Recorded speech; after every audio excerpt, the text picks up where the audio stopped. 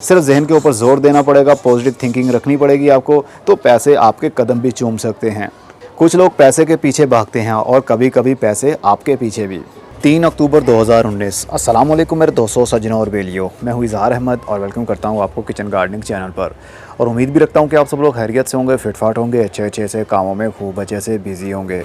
आजकल काफ़ी बिज़ी होने के बायस मैं रूटीन से वीडियो नहीं बना पा रहा हूँ। और जब से मैंने कहा कि मैं सीडलिंग नहीं करने वाला हूँ इस साल, मतलब सर्दी की वेजिटेबल की और फूलों की सीड्स नहीं लगाने वाला हूँ मैं, तो काफ़ी लोगों ने कहा कि आपको ये लगाने चाहिए। एनीवे, फ़िलहाल मैं 13 अक्टूबर तक कुछ बीज हूँ, उसके बाद में कुछ ना कुछ बीज ज़रूर लगाऊंगा, सब्जियों वाले भी, और हो सके तो कुछ ना कुछ फूलों वाले बीज भी लगाऊंगा जो कि सर्दी के दिनों के होते हैं।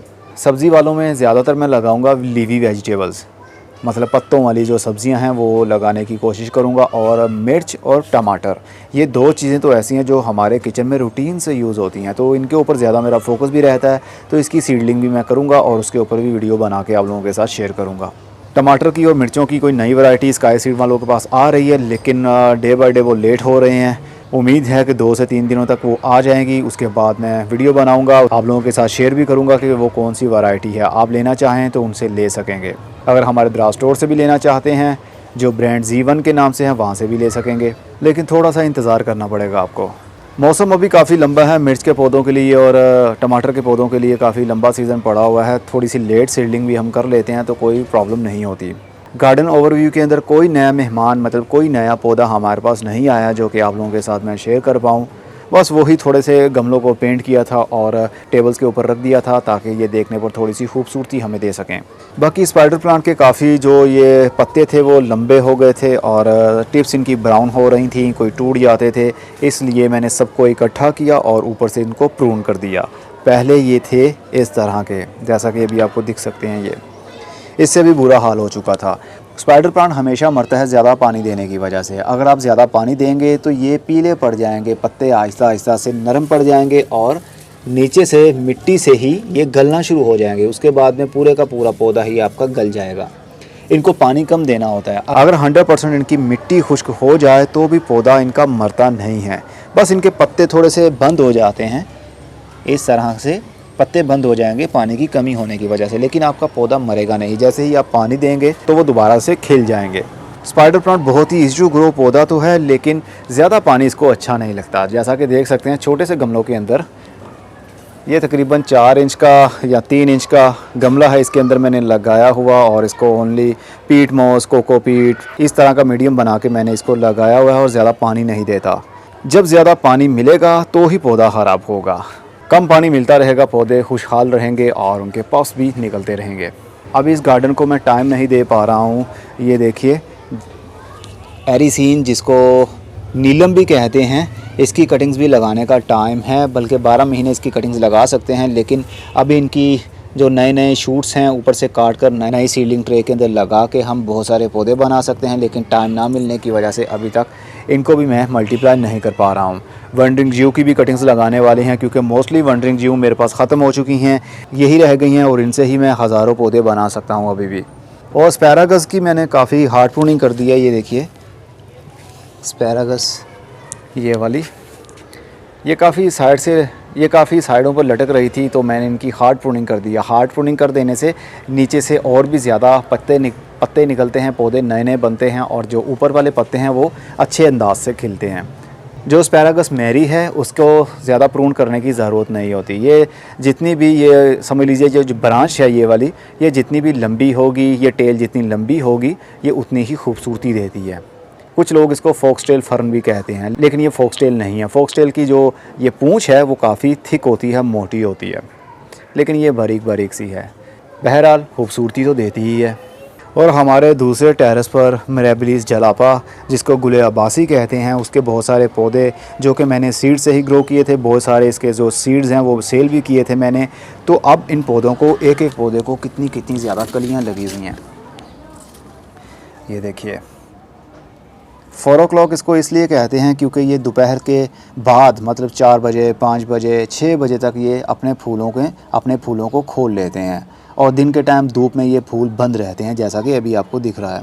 कभी कभी ये शाम के टाइम 6 बजे के बाद में भी ब्लूमिंग करते हैं, इनके फूल खिल जाते हैं, लेकिन इनको इस मौसम में सीड्स नहीं बनते, इनको सीड्स बनेंगे, इनको सीड्स बनते हैं बाहर के दिनों में, जनवरी, फरवरी, मार्च के महीने तक। फूल खिलने के बाद में अंदर से बीज बन जाते हैं काले काले से। गुलेबासी वो पौधा है जो अक्सर लोगों को यरकान हो जाए, जिसको जॉइंटिस कहते हैं, पीला यरकान कहते हैं, तो उनके गले में एक हार डाला जाता है। जैसे जैसे हार लंबा होता जाएगा वैसे वैसे उनका यरकान, पीलापन उनका ठीक होता जाएगा। वो ये वाला पौधा है जिसको गुले अब्बासी कहते हैं, गुले अब्बास भी कहते हैं। पंजाबी में इसको कहते हैं गंड।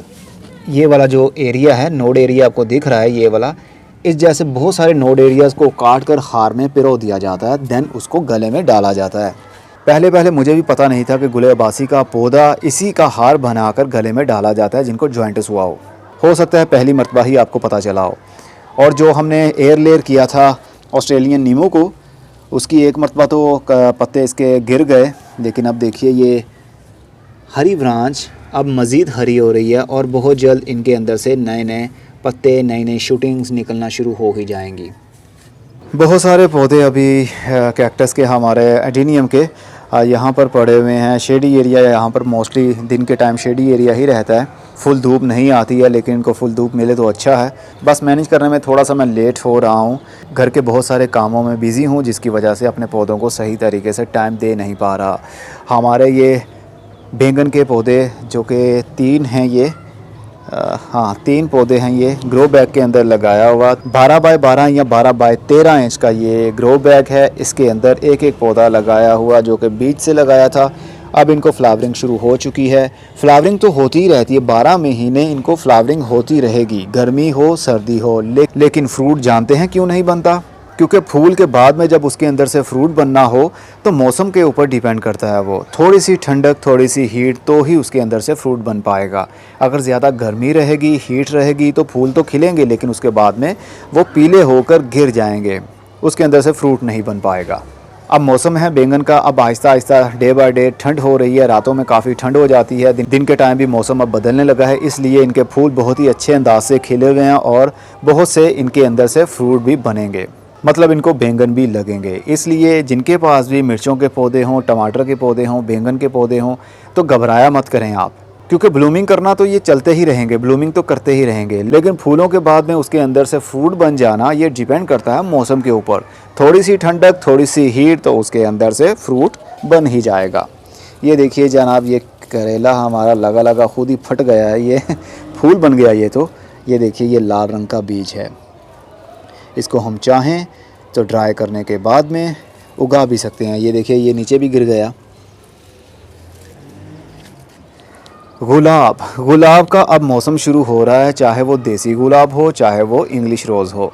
अब 2 महीने के बाद नवंबर और दिसंबर के महीने में आपको बहुत सारी नर्सरीज़ के ऊपर फ्रंट लाइन पर पौधे ऐसे ही दिखेंगे जिनको पीले रंग के, सफ़ेद रंग के, पर्पल रंग के फूल लगे होंगे गुलाब के। लेकिन इंग्लिश रोज़ सीजनल होते हैं, वो मौसम बदलने के साथ साथ खुद को भी बदल लेते हैं और आहिस्ता आहिस्ता से मर जाते हैं। लेकिन देसी गुलाब एक ऐसा पौधा है, एक जंगली गुलाब होता है, एक देसी गुलाब।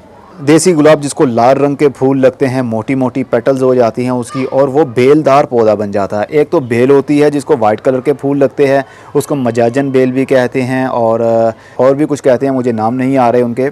बटन रोज़ भी कहते हैं उसको, बटन छोटे छोटे जैसे बटन होते हैं ना, इस तरह के बहुत सारे फूल लगे होते हैं उनको। लेकिन वो भी सीजनल है, पौधा पक्का है, पूरा साल रहेगा, लेकिन उनका फूल देने का टाइम बाहर के दिनों में होता है। जनवरी में उनको कलियां लगती हैं और फरवरी के महीने में खिल जाती हैं, तो गुच्छों की सूरत में फूल देखने में हमें मिलते हैं। इतने पत्ते नहीं होते जितने फूल होते हैं। लेकिन देसी रोज़ एक बुशी प्लांट है, ये बेल भी बन सकता है। इसको जैसे जैसे बढ़ाते जाएंगे ये लंबा चौड़ा होता जाएगा, 12 से 13 फुट ऊपर भी जा सकता है ये। तो इसको बहुत सारे फूल लगते हैं। इसको मैंने कटिंग से लगाया था। अब सीज़न आ चुका है, अगर आपके पौधे को फूल अभी तक नहीं लग रहे हैं तो पौधे को हार्ड प्रून कर दें, मतलब कि बहुत सारा पौधा ऊपर से काट दें। अगर आपका 6 फुट का पौधा है तो उसको 2 फुट ऊपर से काट दें, सिर्फ 4 फुट रहने दें। तो आप खुद देखेंगे नवंबर के महीने में उसको कितनी ज़्यादा फ्लावरिंग होगी। और जो कटाई आप करते हैं उसकी आप कलमें लगा दें। फ़िलहाल कलम लगाने का सीज़न तो नहीं है, लेकिन आप लगा के उसको शेडी एरिया में रख दें, हो सकता है कुछ ना कुछ तो शूटिंग शुरू हो ही जाएगी। वैसे गुलाब की कलम लगाने का सही मौसम शुरू होता है दिसंबर के महीने में। 15 दिसंबर से 15 जनवरी के महीने तक आप कटिंग्स लगा सकते हैं गुलाब की, जो कि फरवरी से मार्च के महीने में अपनी शूटिंग को शुरू कर लेंगी। और ये है हमारा लेजिस्टोमिया। लेजिस्ट्रोमियम ही गर्मी के दिनों में ही ग्रोथ करता है और इसको बहुत ही खूबसूरत से गुच्छों की सूरत में, जिस तरह टिश्यू पेपर होता है वैसे ही ये आर्टिफिशियल देखने पर लगते हैं फूल, लेकिन इसके फूलों में से खुशबू नहीं आती, लेकिन खूबसूरती किसी से कम नहीं होती। फूल खिलने के बाद में ये देखिए उसके अंदर से बीज बनना भी शुरू हो जाते हैं और ये बाद में सूख जाते हैं और उसके बाद इसको हम इसके अंदर से सीड्स भी कलेक्ट करके इनको लगा सकते हैं। ये देखिए इनमें से बहुत सारे जो सीड्स हैं वो ख़राब हो गए और बहुत सारे सीड्स ऐसे होंगे जिनकी जर्मिनेशन भी शुरू हो जाएगी। ये देखिए ये मोस्टली सीड्स ख़राब हो गए हैं, सूख गए हैं, क्योंकि ये पौधा जो है इसकी उम्र अभी काफ़ी कम है, इसलिए ये सूख गए। पौधा अगर हेल्दी होगा, उसकी एज ज़्यादा होगी, लंबा चौड़ा होगा, तो उसको ज़्यादा फूल लगने के बाद में जो अंदर से बीज बन जाते हैं उसको हम लगा सकते हैं और वो बीज भी जर्मिनेशन अपनी शुरू कर सकते हैं।